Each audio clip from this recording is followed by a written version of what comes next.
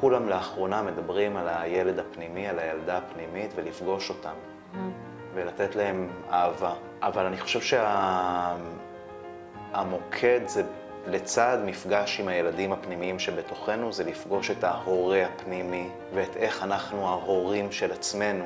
מה זה ההורה הפנימי? ההורה הפנימי זה המדריך שחי בתוכי. אז כשהמדריך הפנימי נמצא עדיין במוד של ההורות שהייתה האמיתית, הלא מיטיבה עד הסוף, אז ההדרכה הפנימית היא עדיין עקומה, ואנחנו עדיין נותנים לעצמנו את האהבה החלקית, או את הנראות החלקית שקיבלנו כילדים, ממשיכים לתת את זה לעצמנו. אנחנו לא רואים את עצמנו עד הסוף, אנחנו לא מבינים את עצמנו עד הסוף, אנחנו לא מגנים על עצמנו עד הסוף, אנחנו נוטשים את עצמנו כדי שיאהבו אותנו אחרים, אז ההורה שלנו הוא עדיין לא מכוון. אני חושב שמה שאנחנו רוצים בעצם להשיג בטיפול אמיתי, בין אם טיפול פרטני ובין אם טיפול קבוצתי, זה לא משנה, זה לחזק את ההדרכה הפנימית, לחזק את ההורה הפנימי, כדי שאנחנו נהיה המצפן של עצמנו, שלא נהיה תלויים גם במטפל שלנו, או במטפלת, שלא נהיה תלויים באף אחד במובן הזה,